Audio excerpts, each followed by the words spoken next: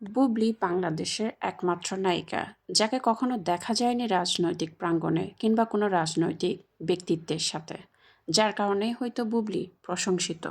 অপু বিশ্বাস পরীমণি কিংবা নুসরাত ফারিয়াকে দেখা যায় রাজনৈতিক ব্যক্তিদের সাথে তোষামোদ কিংবা প্রশংসায় বাসাতে। এমনকি অপু বিশ্বাস তো আওয়ামী লীগের একজন সক্রিয় নেতা হিসেবে পরিচিত, এবং নুসরাত ফারিয়া যিনি কিনা নিজেকে মনে করেন প্রধানমন্ত্রী শেখ হাসিনার আদর্শে একজন নারী হিসেবে।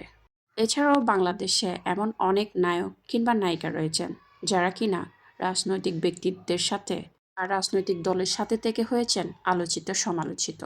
এমন অনেক নায়িকা রয়েছেন যারা কিনা রাজনৈতিক ব্যক্তিত্বদের বান্ধবী হিসেবে পরিচিত মিডিয়া পাড়ায়।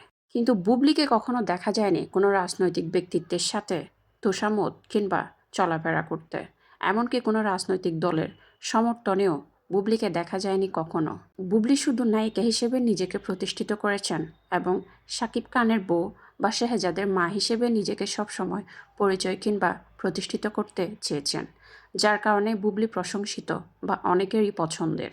এত ভালো মন মানসিকতা কিংবা ব্যক্তিত্বের গুণেও অনেক সময় বুবলিকে পড়তে হয় তোপের মুখে, বিশেষ করে অপু বিশ্বাস কিংবা তার ভক্তদের। এবং কিছু মিডিয়া পার্সন রয়েছেন যারা কিনা বুবলিকে একেবারে সহ্য করতে পারে না। তাদের বুবলিকে নিয়ে এমন মন্তব্য কিংবা সহ্য না করতে পারার বিষয়টি কখনো ক্লিয়ারভাবে বোঝা কিংবা দেখা যায়নি।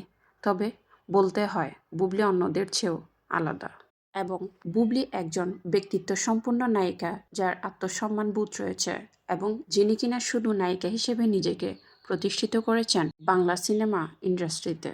সাকিবের সাথে ব্যক্তিগত জীবন ছাড়া সব কিছুতেই বুবলি প্রশংসিত এবং আলোচিত।